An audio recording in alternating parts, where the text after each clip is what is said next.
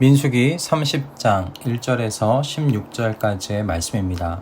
민수기 30장 1절에서 16절까지의 말씀입니다. 말씀 봉독은 1절부터 8절까지의 말씀만 봉독하도록 하겠습니다. 모세는 이스라엘 자손 각 지파 우두머리들에게 말하였다. 이것은 주님께서 명하신 것입니다. 남자가 나 주에게 서원하였거나 맹세하여 스스로를 자제하기로 서약하였으면 그는 자기가 한 말을 어겨서는 안 된다. 그는 입으로 한 말을 다 지켜야 한다. 여자가 아직 어린 나이에 아버지의 집에 있으면서 나 주에게 서원하였거나 스스로를 자제하기로 서약하였을 경우에는 그의 아버지가 자기 딸의 서원이나 딸이 스스로를 자제하기로 서약한 것을 듣고도 딸에게 아무 말도 하지 않았으면 그 모든 서원은 그대로 살아있다.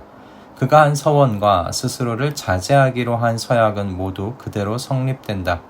그러나 딸이 스스로를 자제하기로 한 모든 서약과 서원을 아버지가 듣고서 그 날로 말렸으면 그것은 성립되지 않는다.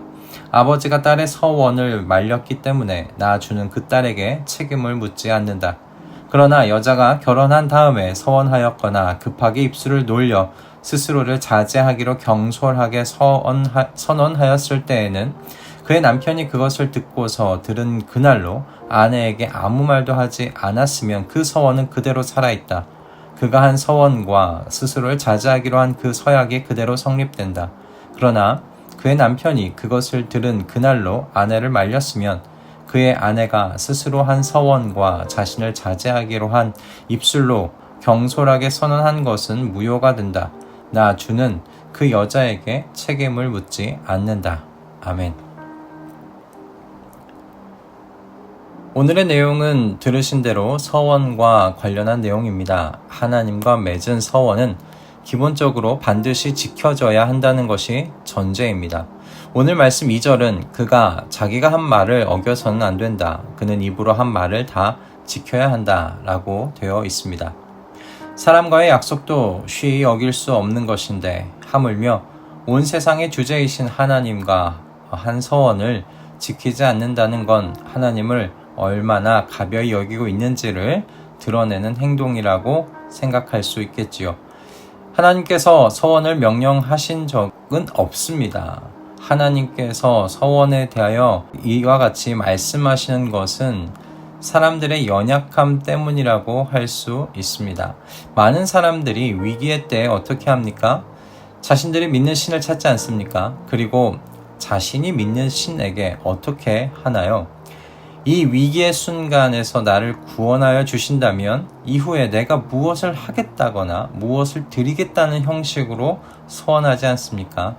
이처럼 서원의 대부분은 사람이 위기의 순간에 자원하여 하는 것이 일반적입니다. 그러니 하나님께서는 이 땅에서 사는 동안 하나님의 백성들도 주변의 이방인들과 같이 서원 형식의 기도를 하게 될 텐데 이방인들과 같이 무분별하게 하도록 내버려 두지 않으시고 어떤 방식으로 해야 하는지를 알려주고 계신 것이죠.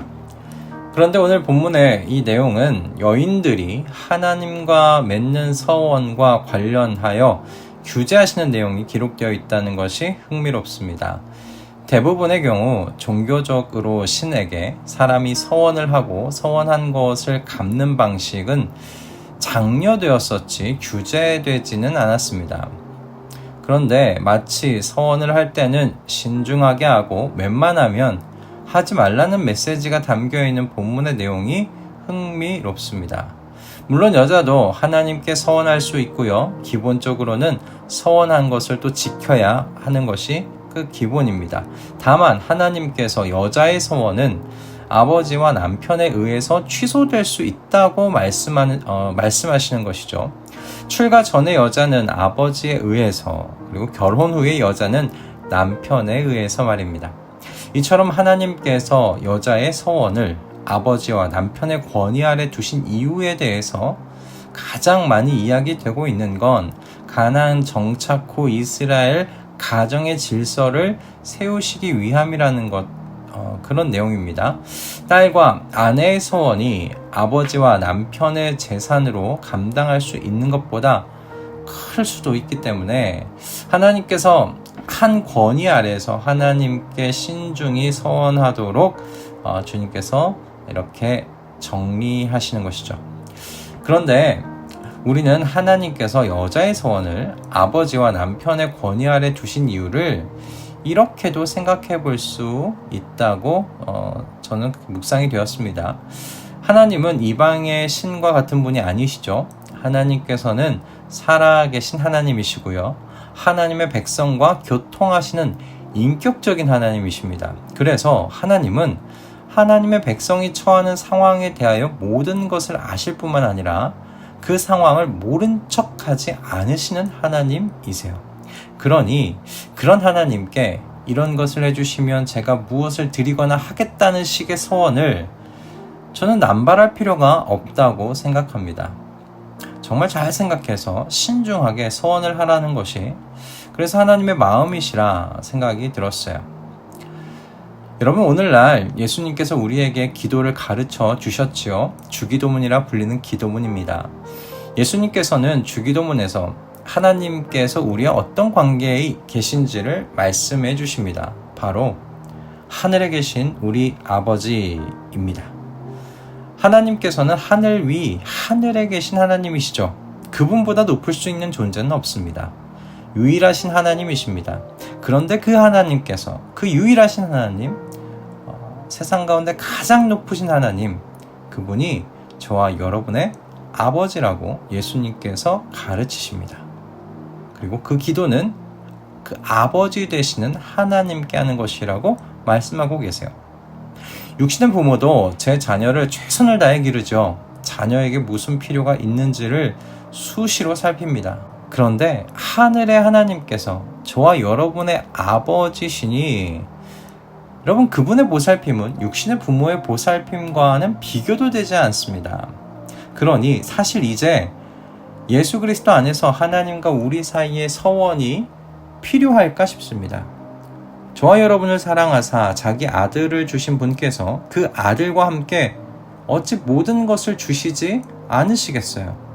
하늘의 새와 들의 불꽃도 하나님께서 기르시고 입히시는데 하물며 독생자의 피로 사신 저와 여러분을 어찌 기르시고 입히시지 않으시겠습니까? 그러나 물론 사람의 인생 중에 서원을 하게 될 정도로 위급하고 급박한 상황을 맞이하게 될지도 모릅니다. 그럴 수도 있습니다. 그때 우리가 조심해야 할 건 하나님께서 내가 이런저러한 것을 하기로 서원하였기 때문에 움직이셨다는 오해라고 저는 생각합니다. 하나님께서는 서원의 내용 때문에 움직이신 것이 아닙니다. 하나님의 모든 행동의 밑바탕에는 사랑이 있다는 사실을 기억하세요. 하나님께서 움직이시는 이유는 사랑이십니다. 우리의 서원이 없더라도 하나님께서는 움직이셨을 겁니다. 다만 우리의 절박함에 긍휼과 자비가 풍성하신 하나님께서 조금 더 빨리 응답하신 것이 아니시겠습니까?